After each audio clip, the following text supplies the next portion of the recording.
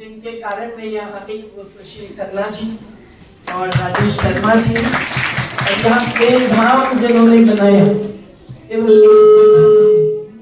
जगह जगह जो अभी क्रिसमस के समय भी पहुंचने वाले हैं रिक्शाओं के बीच, रिक्शा वालों के बीच, HIV एड्स से ग्रस्त लोगों के बीच, और जिन्होंने हजारों बच्चियों को और युवाओं को तैयार किया, वो आरके मैसेज है।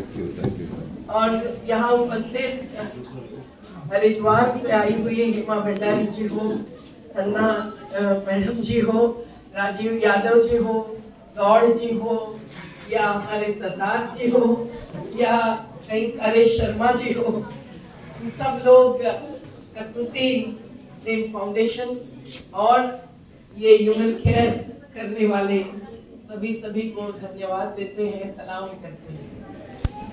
मेरे साथ आई हुई भूमि जैसी एक ही नहीं, यहाँ कई सारी युवतियाँ उपस्थित हैं, और ये शिक्षा का कार्य जिसके द्वारा जो व्यक्त किया गया विविध कलाओं के माध्यम से, वो मुझे बहुत ही प्रसन्नता लाने वाला कार्य है। हमारी भी जीवन शालाएं चलती हैं, तो मैंने फिर से मेरी बैग बुलाई कि 7 जीवन शालाएं जो हमारी पहाड़ी में चलती है, अभी 30 साल पूरे हुए। अब सब लोगों ने दशकों तक कार्य किया है। हम बहुत मुश्किल से चलाते हैं, तो हमारे कई कैलेंडर लेकर बेचते हैं, कहीं कुछ अपील करते हैं, पर आप जैसे हम किसी न सरकार से न विदेश से फंड लेते हैं। तो ये बात बहुत ही मुझे गहरी लगी कि इस पूरे फाउंडेशन से और इस पूरे कार्य से प्रकृति के साथ इंसान को जोड़ना, ये क्या है, इसका एक संदेश आप सब जगह फैला रहे हैं। और ये नजरगढ़ तक सीमित नहीं रह सकता। निवृत्त होके भी जो कार्यरत है, शिक्षक हो कि आर्मी के ऑफिसर हो कि पुलिस ऑफिसर हो, अब सब लोगों ने एक बहुत बड़ा संदेश दिया है कि हमारा पूरा जीवन हमने देना ही है प्रकृति और इंसान को बचाने के लिए। और इसलिए मेरी अकेले व्यक्ति की ऐसी प्रशंसा मुझे हर बार शर्मिंदा करती है। हम कहाँ बचा पा रहे हैं हमारे प्रकृति। प्रकृति क्या होती है, ये जरा प्रकृति का प्रकृति कर दीजिए। प्रकृति क्या होती है, पर्यावरण क्या होता है साथियों, हम भी उसका ही हिस्सा। जल, जंगल, जमीन, नदी, पहाड़, हवा, सब कुछ, भूमि के नीचे का जल हो या खनिज हो, सब लोग सुन रहे हैं ना? अपने कान खोलो, मुंह बंद करो। ये सभी को मिलकर एक व्यवस्था होती है। पेड़ अकेले नहीं होते हैं। धरती नहीं होगी तो पेड़ नहीं खड़ा रह सकता है, बराबर है ना? धरती में पानी नहीं जाएगा जो बरसता है कुछ ही महीने, तो पेड़ जिंदा नहीं रह सकता। और पेड़ अगर हिलेगा नहीं तो हवा नहीं ले सकती, और हम सांस नहीं ले सकते। जैसे कोरोना काल में लाखों लोग मृत्यु के कगार पर धकेले गए, ऑक्सीजन ऑक्सीजन प्राणवायु प्राणवायु कहते थे। और आपको बताऊं कि हमारे नर्मदा किनारे के आदिवासी गांव में एक भी कोरोना ग्रस्त नहीं हुआ। जब तहसीलदार मुझे कहने लगे कि दीदी महाराष्ट्र में ताई बोलते, आप जाइए ना, उनको समझाइए ना, ये वैक्सीनेशन नहीं ले रहे। मैंने कहा भाई मैं जाऊंगी जरूर, लेकिन हमारा तो संगठन है। संगठन कोई एक व्यक्ति नहीं होती है, सामूहिकता से ही बनता है, चलता है। तो उनको पूछना पड़ेगा कि आपको इंजेक्शन वैक्सीनेशन चाहिए क्या। तो हमने बड़ी सभा ली, तो सभी आदिवासियों ने कहा हमको कोई जरूरत नहीं है, हमारा ऑक्सीजन ये हरे भरे वेंटिलेटर से आता है, और हम तो हमारा बुखार जंगली मिर्ची से खत्म करते हैं। तो मैंने तहसीलदार जी को समझाया, भाई देखो वैक्सीनेशन नहीं लेंगे तो अच्छा ही है कि नहीं। बोले अब मैं क्या कहूँ, एक भी कोरोना ग्रस्त नहीं हुआ, और सब लोग जिंदा रहे और आज भी तो हम जिंदा रहने के लिए प्रकृति की जरूरत है कि नहीं? है कि नहीं?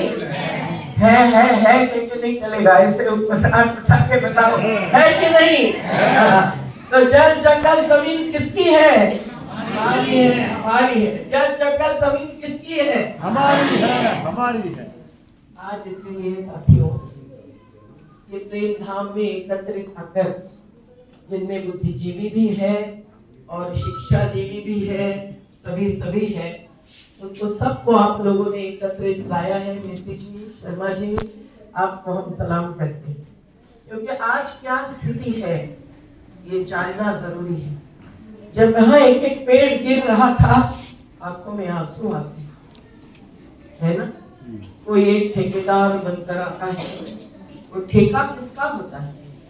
जिसका कोई अधिकार नहीं होता है, जिसने प्रकृति नहीं बचाई है आज तक, वो क्यों आता है पेड़ काटने के लिए? उसको कमाई चाहिए होती है। सब किया गया।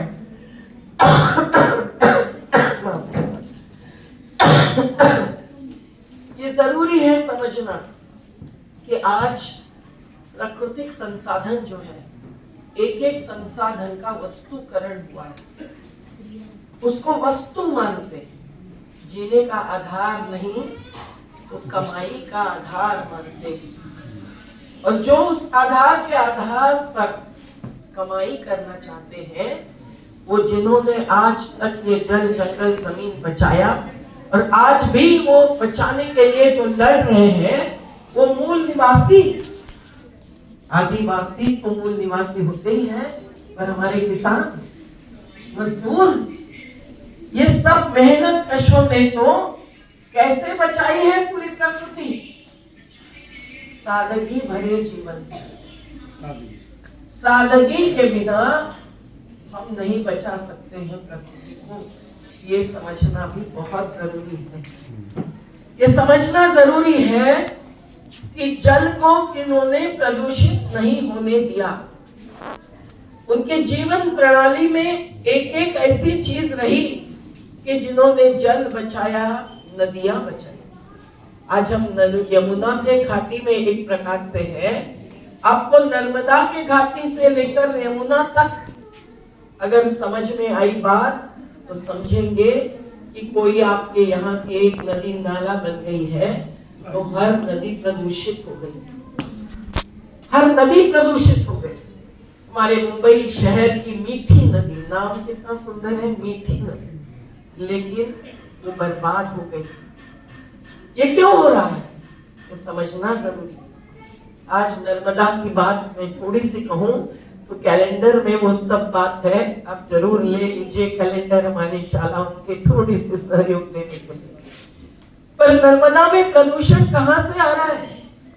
जिसकी परिक्रमा करते हैं, आज के रोज हजारों लोग चल रहे होंगे नर्मदा किनारे से, पर किनारा तो डूब गया है। तो वो अभी जंगल से चलते हैं, किस प्रकार के जंगल से? हरे भरे जंगल ही नहीं रहेंगे, डूब गए हैं किनारे के।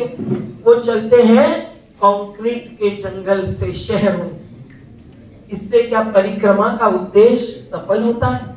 नदी से रिश्ता बनाने और जिंदा रखने के लिए परिक्रमा की परंपरा चली है, लेकिन आज परिक्रमावासी कैसे चलते हैं? आज नदी में आ रहा है बहुत दूर के उद्योगों से, इंडस्ट्री से, इंडस्ट्रियल एस्टेट से ऐसा जहरीला पानी जो फेंक देते हैं एक खेत में 40,000 रुपए एक डंपर का लेकर, और उससे नीचे जाता है धरती में, बरसात का पानी जाता है तो ये जहर भी जाता है। और वो एक नदी है अजनार, जहां से आती है कारम नदी में, कारम नदी से आता है नर्मदा। एक एक शहर की गंदगी जा रही है नदी में, कैसे बचेगी नदी प्रदूषण से? एक एक खेत से भी केमिकल्स जा रहे हैं। आज की खेती जैविक नहीं रही। हमारे कुछ किसान जैविक खेती करके प्रदर्शित करते हैं, दर्शन देते हैं कि कैसे उनके दादा परदादा भी जैविक खेती करते थे। आज हम लोग वो जहरीला अनाज खाते हैं, जिसके कारण भी नदी में भी जो पानी बहता है वो भी जहरीला होता है। मैं सतलज नदी में गई थी। सतलज नदी की क्या स्थिति है, किनारे पर जो उद्योग है डाइंग केमिकल्स, जो रंग बिरंगे हमारे कपड़े पर, हमारे ओढ़ने वाले क्या बोलते हैं, गद्दी पर आते हैं, ब्लैंकेट पर आते हैं, उन सभी फैक्ट्री से काला पानी सतलज में जाता हुआ मैंने देखा है। वो लगाते हैं कुछ प्लांट उपचार करने के लिए, जैसे शहर की गंदगी अपने गांव की गंदगी नहीं जानी चाहिए, तो सुएज ट्रीटमेंट प्लांट उपचार केंद्र होते हैं। नर्मदा घाटी में जबलपुर से लेकर बड़वानी आखिरी शहर तक एक भी जगह सुएज ट्रीटमेंट प्लांट नहीं हुआ है।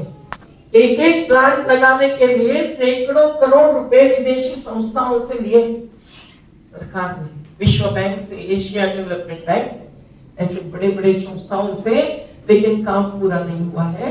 क्यों नहीं हुआ है? हमारे बड़वानी शहर जहां मैं रहती हूँ, वहां का काम किसको दे दिया? इजराइल की कंपनी। सोचिए, नगर परिषद कह रही थी हम करेंगे भाई तत्काल, पार्टी बाजी में विवाद होता है और काम इजराइल के कंपनी को देते हैं, तो कैसे बचेगी नदी? आज तक नहीं हुआ है कार्य पूरा। तो सोचिए, एक एक नदी पर कितना आक्रमण हो रहा है, एक प्रदूषण का। तो हमारे क्षेत्र की हर बार प्रार्थना होती थी, मारे थारो पानी निर्मल, कल कल बह तो जाए रे, बदल दिया उसको, मारे थारो पानी निर्मल, कब तक बह तो जाए रे। ऐसी स्थिति आ गई। और आक्रमण कई प्रकार का होता है नदियों पर। नदियों में पानी कहां से आता है? जंगल ही है, पेड़ ही है, वो जड़ मूल में पानी लेके जाते हैं, तो साल भर बहता रहता है। नर्मदा हो कि ब्रह्मपुत्रा नदी हो, आसाम की, अरुणाचल प्रदेश। लेकिन आज जंगल अगर खत्म हो गया, जो तुमने यहाँ दिखाया, हमारे आंखों में आंसू बहाए, तो कैसे बचेगी नदी? नदी बहती नहीं है, सूखा और बाढ़ दोनों चक्र गुजरती है, ध्यान में रखना। इसलिए पेड़ नदी के लिए भी जरूरी है, पेड़ जल को बहते रखने के लिए जरूरी है, और पेड़ हमारी सांस शुद्ध मिले इसके लिए भी जरूरी है। आज दिल्ली दुनिया में सबसे प्रदूषित शहर माना जाता है। इस हवा से कितने लोग प्रदूषित हैं? 90 लाख लोग प्रदूषित है, प्रदूषित हवा से दूषित है। हमारे मुंबई का उदाहरण देती हूं मैं। एक जगह से लोगों को झूठे कारण पर विस्थापित किया और हजारों को ऐसी जगह पे फेंका जहां उद्योग जो हवा छोड़ते हैं जहरीली, उससे इतना जहर था कि सैकड़ों लोगों की मौत हो गई। उसका नाम है माहौल। माहौल का माहौल ही अलग हो गया। लोग खड़े हो गए हमारे साथ और हमने ऐसा संघर्ष किया कि अभी 900 घर मिल गए, अभी 1600 घर देने के लिए मजबूर हो गई दूसरी जगह उनको शुद्ध सांस लेने की जगह। लेकिन इसके लिए संघर्ष करना पड़ा। तो आपने जो बताया कि कोई आता है और पेड़ काट के जाता है, तो ऐसा कोई गलत कार्य करता होगा तो क्या होता है? हम लोगों को खड़े रहना पड़ता है। क्या आप खड़े रहेंगे पेड़ बचाने के लिए? खड़े रहेंगे? मैं युवाओं को पूछ रही हूँ, पहले बुजुर्ग हाँ बोल रहे हैं, तो बहुत अच्छा, हम सब एक है। तो ये समझिए कि संघर्ष भी क्यों करना पड़ता है, और ऐसा संघर्ष कैसा होगा ये भी सोचना चाहिए। सुंदरलाल बहुगुणा जी को याद करना चाहिए, वो अमृता देवी को याद करना चाहिए। मैं गई थी वहां, अणु ऊर्जा का पहला स्फोट अब्दुल कलाम जी ने किया था, जिनका पुतला मैंने देखा। विज्ञान विज्ञान यानी विशेष ज्ञान होता है, पर विशेष ज्ञान से हम कैसे आगे बढ़े, कैसे नहीं बढ़े, ये भी समझना जरूरी है। विशेष ज्ञान विज्ञान से तकनीक बनती है। कौन सी तकनीक हम मानेंगे कि जिससे विकास होगा और कौन सी तकनीक हम मानेंगे कि जिससे विकास नहीं होगा। अणु ऊर्जा से विकास नहीं होगा, विनाश होने वाला है। पर अभी नया कानून लाने जा रहे हैं कुछ महीनों में। ये अणु ऊर्जा न्यूक्लियर पावर बोलते हैं, उससे कैसे ध्वस्त होते हैं। नर्मदा किनारे एक प्रकल्प ला रहे हैं अणु ऊर्जा का, तो सभी आदिवासी विरोध कर रहे हैं। पर आदिवासी नहीं, हमारे किसान मजदूर कुमार मछुआरे पशुपालक सब खत्म हो जाएंगे अगर वो अणु ऊर्जा से निकला हुआ पानी नदी में बहता जाएगा। तो आप समझिए कि कौन सी तकनीक है जिससे प्रकृति, नदी हो कि जल हो कि जंगल हो, बर्बाद होती है। और इसीलिए हम लोगों को ये समझना जरूरी है, विकास के नाम पर हर चीज होती है। तो सर ने बात रखी कि विकास क्या है। हमारा तो नारा है, विकास चाहिए विनाश नहीं। मंजूर है सबको? तो चलो एक नारा लगाएंगे, विकास चाहिए नहीं, विकास चाहिए। आज कैसे विनाश हो रहा है आप देखिए। राजीव यादव जी को क्यों लड़ना पड़ रहा है?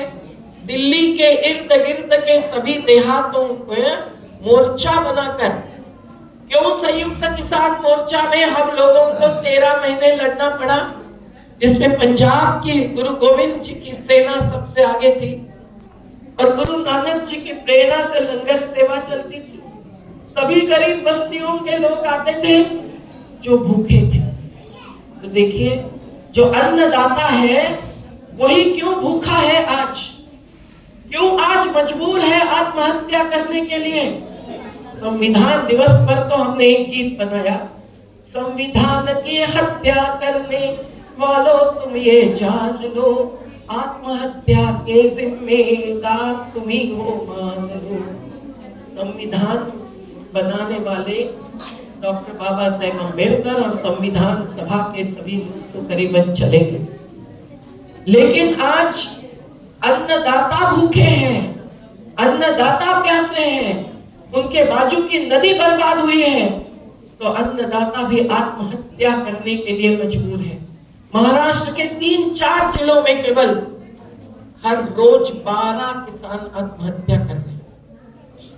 आज आप समझिए, सही गिनती भी नहीं है, पर केवल किसान मतलब जमीन मालिक नहीं, खेत मजदूर भी किसान है, इसमें हमारी महिलाएं भी हैं। उनको तो किसान क्रेडिट कार्ड नहीं मिलता है, लेकिन महिलाएं भी साथ साथ काम करती है। वो रोटी नहीं पकाकर खिलाएगी तो उनके पति या बेटा भी कैसे खेत में काम करेंगे। पर ये खेती पर हो या प्रकृति पर हो, जीने वाले जो जो समुदाय है वो सभी आज परेशान है, हैरान है, लड़ने के लिए मजबूर है। वो आदिवासी हो, दलित हो, किसान, अन्य समाज के हो, जाति पाति से कोई फर्क नहीं पड़ता। ये अन्नदाता है। आज तुम खाना खाओगे, मैं भोजन करूंगी, तो ये अन्नदाता हूं, यही कारण करूंगी। हर निवाला लेते हुए हम लोगों को याद करना चाहिए कि इसलिए खेती बचाना क्यों जरूरी है। पर खेती कहाँ बच रही है? हर जगह खेती को उखाड़ रहे हैं, हर जगह खेती की जमीन गैर खेती के काम के लिए ले रहे हैं। कहीं बड़ी बड़ी बिल्डिंगें बन रही हैं, कहीं मॉल्स बन रहे हैं, कहीं बड़े बड़े हाईवे और फ्लाईओवर बन रहे हैं। अभी मैं महाराष्ट्र के एक जिले में गई, अभी हिमाचल प्रदेश में गई, कुछ महीने पहले उत्तराखंड में गई। क्या स्थिति है? हजारों महिलाएं सब जगह आसाम में गई, लड़ने के लिए मजबूर है, क्योंकि जिस धरती पर उनका आवास है, उनका निवारा है, उनको रात को तो सोना पड़ेगा ना। दिन भर काम करने के बाद अपने बच्चों के साथ अब जो जमीन का टुकड़ा खरीद नहीं सकते, इतने गरीब हैं, जो घर खरीद नहीं सकते, इतने गरीब हैं, वो क्या कहीं ना कहीं अपना घर बनाकर, अपनी झुग्गी बनाकर रहने के लिए मजबूर नहीं होंगे क्या? उनको यही कहना कि ये तुम्हारी जमीन है क्या, ये तुम्हारा घर है क्या, तुम्हारा क्या अधिकार है, चलो हट जाओ नहीं तो बुलडोजर चलाना, क्या ये सही है? एक एक बड़े शहर में 25 से 60% लोग गरीब बस्तियों में रहते हैं, और गरीब बस्तियों में रहकर पूरे शहर के धनिकों की सेवा करते हैं। सुबह किसी के दरवाजे पर दूध पहुंचाना हो, किसी को अखबार पहुंचाना, आज तो अखबार कम ही पढ़ते हैं, व्हाट्सएप यूनिवर्सिटी के विद्यार्थी बन गए हमारे युवा, ये बहुत दुखद बात है मेरे लिए। लेकिन कुछ भी घर में जाकर खाना पकाकर खिलाना हो तो वो कौन होता है? वो ऐसी ही महिला होती है जिनको घरेलू नौकरानी कहते हैं। कुछ थोड़ा सा योजना से उनको पैसा देना, लाडली बहना कहना, ये बात अलग है, पर वो जिंदगी भर वैसी रहती है, अपने बच्चों को शिक्षा नहीं दे पाती है। बड़े बड़े अस्पताल बन गए हैं तो उसमें वो बीमार व्यक्ति को, घर के बुजुर्ग को भी लेके नहीं जा सकती है। ऐसी स्थिति में जो है उनको कहते हैं वंचित, उनको कहते हैं पीड़ित, पर ये है शोषित। उनको क्यों नहीं मिलता है उनका हक, ये सोच। इसीलिए नहीं मिलता है क्योंकि दूसरा कोई उनको लूटता है और इनकी कमाई अधूरी होती है। तो आज खेती से जो अनाज पकता है उसका सही दाम नहीं मिलता है, तो बच्चा क्या कहता है अपने दादा को, अरे दादा तुम बेच डालो तुम्हारी खेती, इससे क्या होता है, मैं एक बोलेरो खरीदूंगा और उससे कमाई करूंगा। तो क्या होता है, खेती बेची जाती है, तो खेती खत्म होती है तो अनाज कहां से, अमेरिका से आएगा क्या? अमेरिका की 47 कंपनियां आई थी यहाँ भारत में। जब लोकसभा के चुनाव के पहले आचार संहिता लगी थी तो कोई अधिकार नहीं था सरकार से उनके साथ अनुबंध करार मदार करने का, लेकिन हम नागरिक हैं, हम मतदाता है केवल, कि हमारा जानकारी का भी अधिकार है, किसी को जानकारी नहीं मिली। मुझे अचानक एक खबर पढ़ने मिली, तो मेरे साथ एक तमिल युवा साथी था, मैं तो इतनी ऑनलाइन की एक्सपर्ट नहीं हूँ, मैंने उसको कहा अरे ढूंढो भाई ये क्या हो रहा है, तो उसने ढूंढा तो यहाँ के अखबार में एक भी खबर नहीं थी, वो एक ही खबर बिजनेस स्टैंडर्ड में मिली, और उसने ढूंढा तो अमेरिका के पूरे अखबारों में क्या खबर थी, जो मिस टेलर नाम की एक एग्रो बिजनेस डिपार्टमेंट की प्रमुख आई थी 47 कंपनियों को लेकर, उसने क्या कहा था प्रेस में, यहां से अमेरिका के अखबारों में, अभी ऑनलाइन है तो दुनिया की बात आती है ना सामने, तो उसका उपयोग सही होता है कि गलत होता है ये भी सोच लो भाई, सोशल मीडिया ए सोशल मीडिया।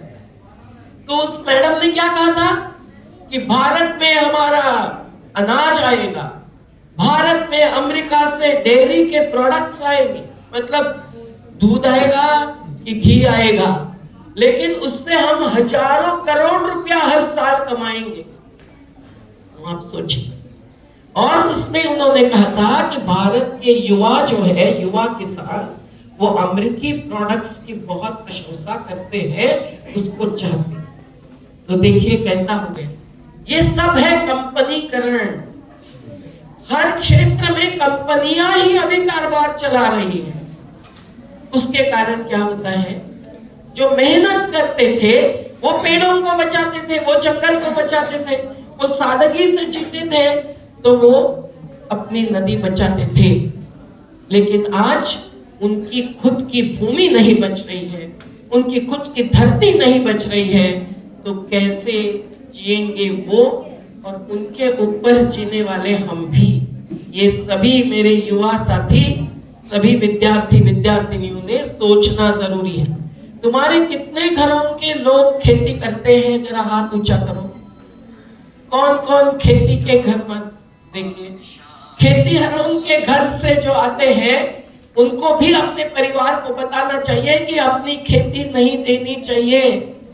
इस पर एक गीत गाएगी हमारी भूमि, ठीक है, कि क्यों नहीं गांव छोड़ना, अभी नहीं थोड़ी देर बाद। तो ये बहुत जरूरी है समझना कि हमको जंगल तो बचाना ही है, और हमको नदी बचानी है, हमको जल बचाना है। भूजल, भूमि के नीचे जल होता है ना, वो पहले तो होता था 101 फुट पर, अभी कई जगह 3000 फीट या 2000 फीट नीचे गया है। क्यों? क्योंकि उसको भी निकालते हैं, कैसे वैसे इस्तेमाल करते हैं। खेती के लिए भी ज्यादा पानी वाले फसलों से ज्यादा पानी इस्तेमाल होता है, पर इसके अलावा उद्योग जो नीचे से पानी निकालते हैं, कोका कोला की फैक्ट्री, नर्मदा में बड़ा बांध बनाया, सरदार सरोवर, कच्छ नाम का एक जिला जो प्यासा था उसके लिए, राजस्थान के जालोर बाड़मेर के लिए, लेकिन सबसे ज्यादा पानी दिया है आज 450 कंपनियों के लिए, जिसमें कोका कोला प्रथम। तो कोका कोला के एडवाइजर जब जज बन जाते हैं तो हमारे जजमेंट में बांध आगे बढ़ाने का मुद्दा ही आएंगे। तो आप समझिए कि कौन प्रकृति का उपयोग करते हैं और कैसा उपयोग करते हैं। अब हम कुछ समझेंगे कि उसके कारण ध्वस्त क्या हो रहा है। उत्तराखंड, सबने नाम सुना है ना? हाँ, 4 धाम का नाम सुना है? किस किस ने सुना है? हाथ ऊंचा करो। 4 धाम, हाँ सबने सुना है। पर हम तो आज प्रकृति धाम में बैठे हैं, हम प्रेम धाम में बैठे। पर उत्तराखंड में पहले तो मैं बहुत बार गई थी।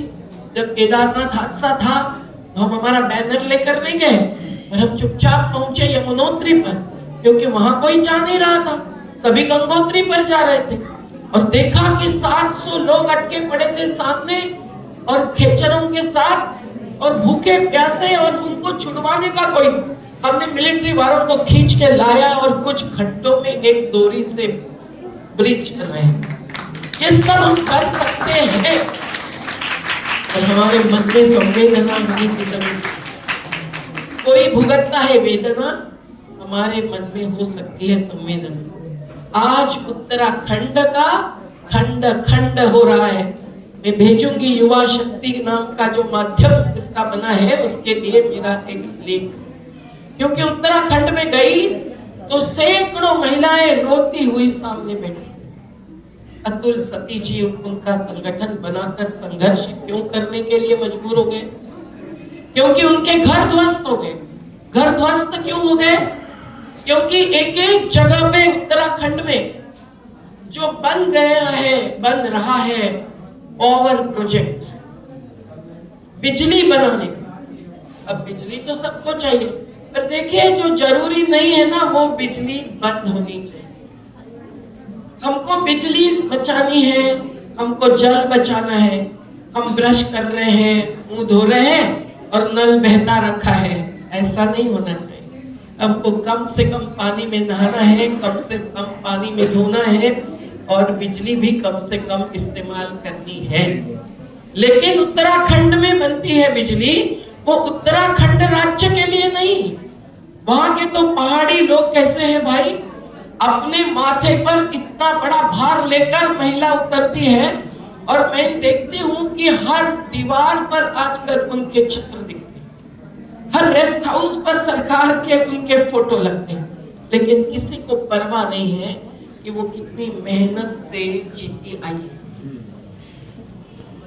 वहां पर्यटक तो जाते थे सुंदर हवा खाने के लिए, उत्तराखंड को देखने के लिए, पर जब से 4 धाम रास्ते की बात उठी और सुप्रीम कोर्ट ने उस पर एक कमेटी बनाई, रवि चोपड़ा उसके अध्यक्ष बन गए, उन्होंने विरोध किया कि नहीं भाई, इस पहाड़ में ऐसा रास्ता बनेगा तो पहाड़ धंसना चालू होगा। फिर भी नहीं माना और आगे बढ़ गया। आज क्या दिखता है आपको? वो रास्ता जहां जोशीमठ से जाता है, वो जोशीमठ एक ऐसा केंद्र था कि जहां चंडी प्रसाद भट्ट जी ने 1976 में मुद्दा उठाया था कि देखो भाई, जंगल काटा जा रहा है तो पहाड़ बचेगा नहीं और बहती हुई नदियां या झरना भी बचेगा नहीं। और सुंदरलाल बहुगुणा जी ने बहुत बड़ा आंदोलन खड़ा किया और इंदिरा गांधी जी को समझाया कि वन सुरक्षा कानून बनाना जरूरी है 1980 में। आज वो कानून बदलने की कोशिश हुई, अभी तक सुप्रीम कोर्ट ने उसको बदलने नहीं दिया है, धन्यवाद। लेकिन अब एक एक चीज, एक एक कानून बदल रहा है। विकास के नाम पर ऐसी योजनाएं हो रही है कि जिसको मंजूरी भी नहीं लेते हैं, जिसके आघात क्या होने वाला है, वहां रहने वाले लोगों पर क्या असर होने वाला है, विस्थापन का, विनाश का, वहां की नदियों पर, वहां के पहाड़ पर, इसका सही अभ्यास करके मंजूरी लेनी चाहिए सरकार की। इसके लिए कानून कितने बने भाई? हवा के बारे में कानून है, नदी के बारे में, पानी के बारे में कानून है 1970 के, जंगल के बारे में कानून है, पूरा पर्यावरण बचाने के लिए 1986 का कानून है। लेकिन आज जैव विविधता का कानून भी बदल चुका है कि आप चलो ऐसा भी जंगल तोड़ो जो कि पौधे लगाकर नहीं बनता है। पौधे लगाकर हम चाहते जरूर है कि फिर से जंगल खड़ा हो जाए। मैं तो 30 लोगों की पंजाब में एक ऐसी सेना को मिली कि जो कोई भी भूमि लेते हैं और उस पर 2 साल में जंगल खड़ा करके दिखाते, पर उसके लिए समझ बहुत जरूरी होती है। वो एक्सपर्ट है, बने हैं युवा साथी, कैसा जंगल खड़ा करते हैं। तो आप भी पौधा लगाकर कर सकते हैं अगर पौधे जीवित रहे तो। 100 पौधे लगाओगे और 10 पौधे जिएंगे, ऐसा ही होता है वन विभाग से, फॉरेस्ट डिपार्टमेंट से। लेकिन उत्तराखंड का ये मुद्दा उठाकर फिर उत्तराखंड को बचा के रखा था। आज क्या हो रहा है? आज वो 4 धाम रास्ता और एक रेल ऐसी बनकर लाखों लोगों को धर्म के नाम पर बुलाते हैं। ये ऐसा धर्म है जो 4 धाम की यात्रा तो करवाता है, लेकिन वहां से जो मलबा गिरता है, आप अगर उसी रास्ते से जाओगे तो आपको देखने मिलेगा नीचे झुकने पर। हमने देखा जोशीमठ जाते जाते कि गंगा, माँ गंगा, एक कविता है, गीत है, माँ गंगा तुम चुप क्यों हो। ये ऐसे गजलकार थे, हजारी, भूपेंद्र हजारी मेरे ख्याल से, उन्होंने बनाई कि माँ गंगा तुम्हारे साथ ऐसा हो रहा है, तुम चुप क्यों। पर चुप किस बारे में?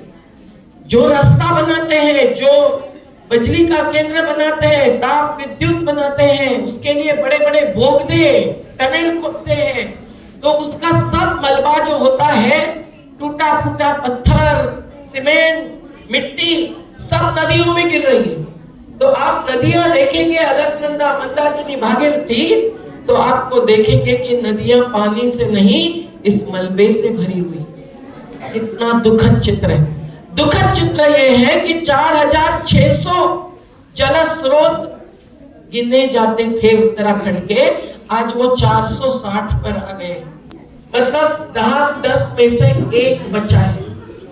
ये चीज कई जगह हो गई है और इसीलिए जोशीमठ के घर जो ध्वस्त हो गए हैं, वो महिला उनको कहीं दूसरी जगह पुनर्वास भी आज तक नहीं दिया है। कुछ महीने उनको होटल्स में रखा, पर क्या जिंदगी जी सकते हैं? तो देखिए, प्रकृति जब धसती है, पहाड़ जब धसता है तो क्या होता है। केरल के वायनाड में क्या हुआ?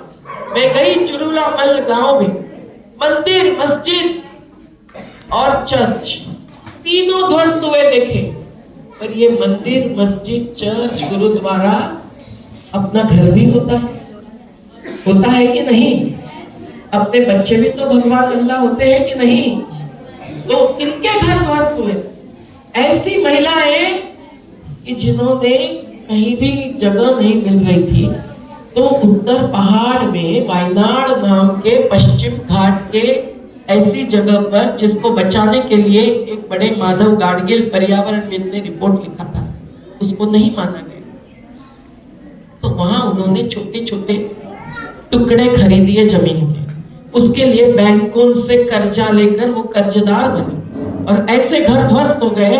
जब रात को 1:30 बजे पहाड़ धंस गया और नदी ऐसे आई, आप विश्वास नहीं करेंगे कि नदी इतनी जोर से बही कि इतने बड़े बड़े पत्थर 15 किलोमीटर पर तक बहते गए नदी में। ये भी तो उत्तराखंड की है, मेरे को बोलने की जरूरत ही नहीं थी अगर हिमा बहन बात रखती थी। आज उत्तराखंड की ऐसी हालत है, आज वायनाड की ऐसी हालत है। अभी मैं हिमाचल प्रदेश आई, वहां धरती ध्वस्त हो गई है, उखड़ के घर टूट पड़े हैं, महिलाएं हर जगह रोती हुई सामने आती।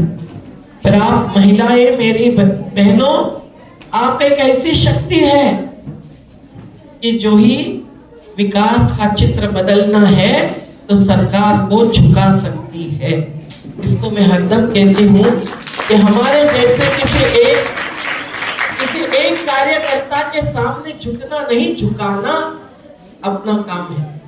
ऐसा विकास जो विनाश लाता है, विस्थापन लाता है, वही विकास गैर बराबरी यानी विषमता भी लाता है। आज ऐसे ऐसे नदी का, जल का, पहाड़ का, जमीन का, खेती का उपयोग करके कमाई करने वाले, सुन लो भाई कान खोलकर, कोई कंपनी का नाम न लेते हुए मैं कहूंगी कि एक दिन में 1000 करोड़ कोई कमाता है। एक दिन में 1000 करोड़, 1 करोड़ मतलब 100 लाख कोई कमाते हैं एक दिन में 1600 करोड़। और बहुत गर्व के साथ कहते हैं कि देखिए हमारी कमाई इतनी हो गई तो हम विश्व में दूसरे नंबर के कंपनी हो गई, हम चौथे नंबर के धनिक हो गए। लेकिन इन पर कोई टैक्स भी लगाएंगे तो इनके कमाई का थोड़ा हिस्सा तो गरीबों के लिए जाएगा। जो आज मेसी जी जैसे इस फाउंडेशन के साथ काम कर रहे हैं वो होगा। इसके द्वारा इनको अगर विनाश नहीं करने देंगे तो प्रकृति प्रेम फाउंडेशन का काम होगा। हम लोगों को ये सब बातें समझना जरूरी है। आज नर्मदा एक बड़ा बांध और नीचे 160 किलोमीटर गुजरात में बहने वाली नर्मदा नदी समुंदर में जाती थी, लेकिन आज बांध बनता है तो समुंदर अंदर आता है। वो होता है ढूंढते हुए अपनी नर्मदा को। 60 किलोमीटर नर्मदा खारी हो गई, वहां के मंदिर तीर्थ सब ध्वस्त हो गए। और जब बांध के गेट कभी खोलना है कभी नहीं खोलना, इसके बारे में निर्णय गलत होता है। प्रधानमंत्री जी का जन्मदिन मनाना था तो 17 सितंबर 2023 को क्या हुआ, ऊपर के सभी बांधों का पानी एक साथ छोड़ा और एक साथ गेट समारोह खत्म होने के बाद छोड़े, जबकि उसके पहले दिन से 172 गांव हमारे डूबे थे। तो हम लोग बहुत भिड़े थे। अधिकारी कह रहे थे अरे दीदी चिंता मत करो, चिंता मत करो, गेट खुल रहे, गेट खुल रहे। सब झूठ था। इतने बड़े बांधों के गेट जब खोल गए तो 18 लाख क्यूसेक्स पानी चला गया। 600 क्यूसेक के बदले 18 लाख क्यूसेक्स, और उससे ध्वस्त हो गए हजारों एकड़ जमीन, हजारों घर। भरूच, अंकलेश्वर जैसे शहर के उद्योगों को भी भुगतना पड़ा, खेती भी भुगती गई, दुकानें भी ध्वस्त हो गई। पर ये सब होता है बड़े बड़े बांधों से। सुनो भाई, कईयों को ऐसा लगता है कि बड़े बांध तो विकास के प्रतीक है। ये कहा था कभी आधुनिक मंदिर पंडित नेहरू जी ने माना था, लेकिन पंडित नेहरू जी ने ही उसके बाद एक कार्यक्रम में कहा था जहां VR कृष्णा अय्यर जी बड़े न्यायाधीश हाजिर थे। क्या कहा था, बड़े बांध एक बीमारी है भव्यता की। बड़े बड़े बांध, बड़े बड़े हाईवे, बड़ी बड़ी बिल्डिंगें, बड़े बड़े मॉल, ये भव्यता की बीमारी है, इसलिए हमको नहीं बनाना चाहिए। आज केरल में भी 2018 का जो बाढ़ आया खत्म हो गया, करोड़ों का नुकसान हुआ। हिमाचल प्रदेश के बांधों के कारण पंजाब ध्वस्त हो गया। अभी मैं सब फिर से जान के आई। और नर्मदा में भी बड़े बड़े बांधों के कारण विस्थापन हुआ, तो हमको 40 साल लड़कर 50,000, 37,000 नहीं, 50,000 परिवारों का पुनर्वास तो करवाना पड़ा। लेकिन आज भी जो बचे हुए हैं उनके लिए हम लोग ये नहीं कह सकते कि 40 साल बेमिसाल। हम लोग आज भी संघर्ष करने के लिए मजबूर है। पर ये संघर्ष प्रकृति बचाने के लिए जरूरी है। तो क्या जरूरी है? हमारी एकजुटता। अगर हम एकजुट नहीं है, अगर हम लोग जाति पाति धर्म लिंग के आधार पर टुकड़े टुकड़े समाज के करने देते हैं, तो कभी भी संगठन नहीं बनेगा और जन आंदोलन नहीं चलेगा। लोकसभा और राज्यसभा में कोई ठोस मुद्दा नहीं चलता है, कोई निर्णय नहीं मिलता है। भाषण तो बहुत जोरदार होते हैं। तो हमारा तो नारा है नहीं, हमारा संकल्प है लोकसभा से ऊंची ग्राम सभा। हर गांव के अंदर के रहने वाले मतदाता ग्राम सभा के सदस्य होते हैं। ग्राम सभा मतलब एक मीटिंग नहीं, एक पब्लिक मीटिंग नहीं, एक जनसभा नहीं, केवल ग्राम सभा मतलब आपका स्थानीय स्वराज्य संस्था का अधिकार। तो आप अपने अपने गांव से जो लोग आए होंगे वो गांव में, और जो शहर से आए होंगे वो शहर के हर बस्ती में एक ऐसा संगठन बनाओ, ऐसी एकजुटता बनाओ कि कोई जाति और धर्म के नाम पर अलग नहीं होंगे। तो आप आपका पहाड़ बचाएंगे, आपके पेड़ बचा सकते हैं, आपकी नदी बचा सकते हैं। क्या होना चाहिए गांव में, धरती पर क्या नहीं होना चाहिए, नदी का नाला क्यों बन रहा है, आप सब कुछ सोचकर निर्णय ले सकते हैं कि कैसे आगे बढ़ना है और कैसे नहीं बढ़ना है। आज ये जाति और धर्म के नाम पर जो हो रहा है, हमको हर रोज हमारे कार्यालय में प्रार्थना कई सारी लेनी पड़ती है। एक प्रार्थना है, कहाँ राम है क्या रहीम है, यह प्रकृति जीवन मेरा, मेरा ही जल मेरी नदी, ये जमीन और जंगल मेरा। अब सब प्रार्थना नहीं बोलती, पर आखिरी का सुना दे।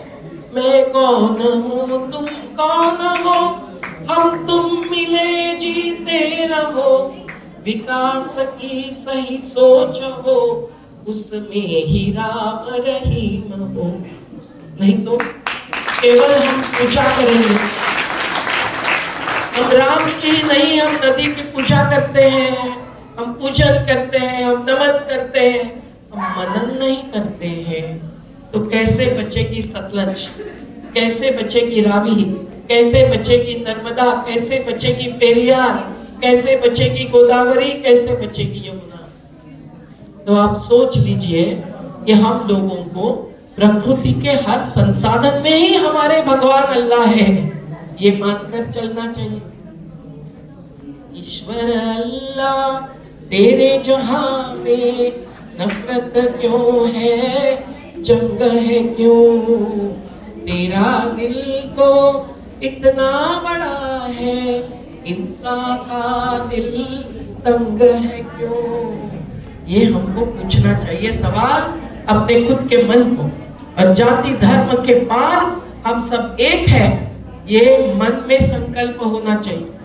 अपना अपना गुरुद्वार मंदिर मस्जिद सब करो, पर मंदिर मस्जिद गुरुद्वारे में बांट लिया भगवान को, धरती बांटी सागर बांटा, मत बांटो इंसान को। ये हमको समझना चाहिए। और यही काम जब मैसेज जैसे एक संस्था करके कहते हैं, प्रकृति फाउंडेशन करता है, तो बहुत बड़ी बात है। आज क्योंकि कहीं वोट लेने के लिए, कहीं नोट लेने के लिए अगर खंड खंड कर दिया जाए समाज का, तो पहले आजादी आंदोलन में जो सब लड़े हैं, महात्मा गांधी से लेकर भगत सिंह से लेकर अशफाकुल्लाह, कईयों ने अपनी जान गंवाई। तो इन सब लोगों की जो शहादत है उसको हम भूल जाएंगे? हमारे किसान मोर्चा में 735 किसानों की शहादत हो गई। अब भूल जाएंगे? आज भी किसानों को लड़ना पड़ रहा है न्यूनतम दाम लेने के लिए। तो आप सब लोगों को बहुत बड़ी चुनौती है सामने, और ऐसी चुनौती किस चीज से खत्म होती है? बस आखिरी यही मुद्दा लेकर मैं खत्म करती हूँ। मुझे कोर्ट में हाजिर रहना है। वो कारण है नशा। एकजुटता खत्म होने का कारण है, तालियां मत बजाओ, कान खोल के सुनो, एकजुटता खत्म होने का कारण है नशा। जो मैंने लूटने की बात की और गीतों में भी बच्चों ने बताई, वो लूट भी क्यों होती है? नशा, खुद की कमाई की नशा, धन की नशा। जो सत्ताधीश गलत काम करते हैं उनकी नशा होती है सत्ता की। पर आज सबसे बुरी नशा फैली है शराब से, ड्रग्स से। सुशील खन्ना जी जैसे इतने सालों से इस नशा मुक्ति के लिए लड़ रहे हैं, उनको प्रकृति के साथ जुड़ना, उनको मेसी जी के कार्य के साथ जुड़ना, ये बहुत जरूरी लग रहा है। क्योंकि नशा मुक्ति का उद्देश्य भी यही है कि हमको समाज की एकजुटता बचानी है और सही मुद्दों पर ध्यान दोहराना है। नशा के कारण क्या होता है? इंसान इंसानियत भूल जाता है। नशा के कारण क्या होता है? भ्रमित होता है खुद इंसान भी, और भ्रमित होकर क्या करता है? हिंसा करता है। धर्म के नाम पर जो हिंसा होती है वही नशा के कारण भी होती है। आज कितने एक्सीडेंट्स हो रहे हैं नशा के कारण।